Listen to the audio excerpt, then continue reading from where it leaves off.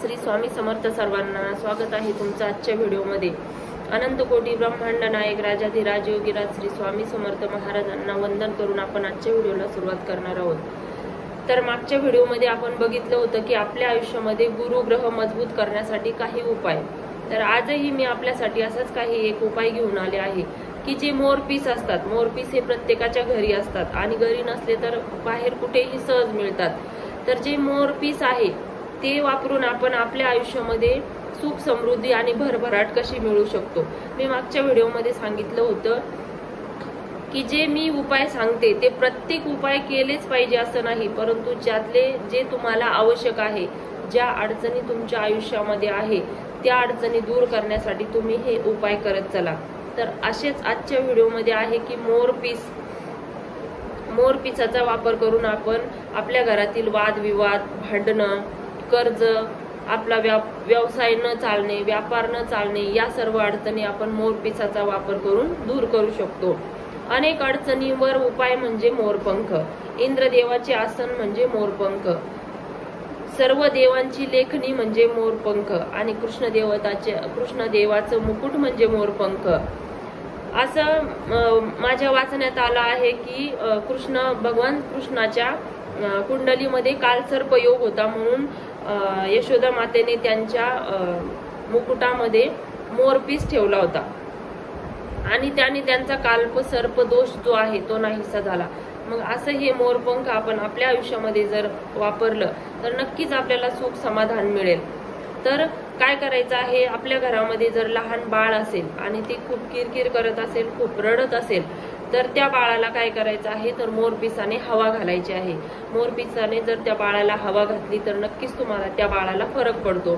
त्याचप्रमाणे आपले लेकरं जर अभ्यास करत नसेल, मुलांना जर अभ्यासात प्रगती हवा असेल, सरस्वतीची कृपा जर आपल्या लेकरांवर व्हावी असं वाटत असेल, ज्यांचे लेकरं तुमचं ऐकत नसेल तर त्यांनी काय करायचं आहे तर त्या मुलांच्या उशीमध्ये एक मोरपीस ठेवायचा आहे आणि ती उशी त्या मुलांना रोज रात्री झोपताना द्यायची आहे। ज्यांची मुलं रात्री झोपेमध्ये दात खातात त्यांनी काय करायचं आहे, महादेवाच्या पिंडीवर वाहिलेले तांदूळ आणून ते तांदूळ त्या लेकराला चावून खायला लावायचे आहे। याने काय होईल तर मुलाचं दात खाणं बंद होईल।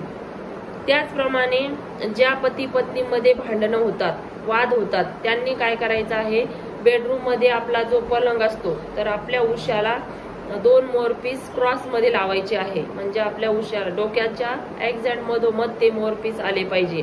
असे आपल्या उशाशी मोरपीस आणि एक राधाकृष्णाचा फोटो असे 2 वस्तू आपल्या बेडरूम मध्ये लावायचे आहे। याने काय होईल तर दोघांमध्ये जे मतभेद आहे ते दूर होण्यास मदत होईल।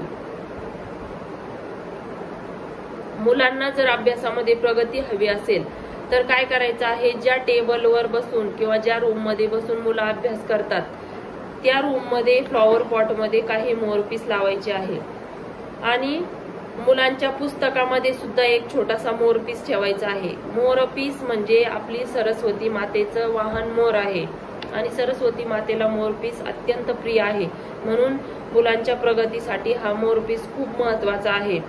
जर आपल्याला असं वाटत असेल की आपण गाडी चालवतो, ड्रायव्हिंग करतो, आपल्या गाडीला जर अपघात होईल, आपल्याला भीती असते की आपण दूर जर प्रवास करत असू आणि आपल्याला भीती वाटते की आपला अपघात न हो, गाडीला काही इजा न हो, माणसांना काही होऊ नये, म्हणून असं जर वाटत असेल तर आपल्या गाडीमध्ये एक मोरपीस लावून ठेवायचा, सेलो टेपने काचेवर चिटकून ठेवला तरी चालतो। त्याचप्रमाणे घरामध्ये सारखे वादविवाद होत असेल, एकत्र कुटुंब जर असेल आणि एकमेकांशी जर वाद होत असेल तर हॉलमध्ये जे फ्लॉवर पॉट आपण ठेवलेले असतात त्यामध्येही आपण मोरपीस ठेवले तर खूप फरक पडतो। त्याचप्रमाणे आपलं घर जर आपल्या घराचं प्रवेशद्वार जर चुकीच्या दिशेला असेल तर काय करायचं आहे, 3 मोरपिसाची एक फ्रेम बनवून आणायची आणि ती प्रवेशद्वारासमोर लावायची आहे। याने काय होईल तर आपल्या प्रवेशद्वार जे चुकीचं आहे त्याच्यातील तो जो वास्तुदोष आहे तो दूर निघून जाण्यास काय होईल तर मदत होईल। तर असे होते हे मोरपंखाचे काही नियम। त्याचप्रमाणे काही ज्या आपण घरात सुख समाधान मिळावं यासाठी प्रयत्न करतो, मग घरामध्ये खूप साऱ्या गोष्टी ज्या असतात आपण जे लक्ष देत नाही पहिली गोष्ट म्हणजे मी प्रत्येक व्हिडिओमध्ये सांगत असते की सगळ्यांनी सकाळी लवकर उठलं पाहिजे.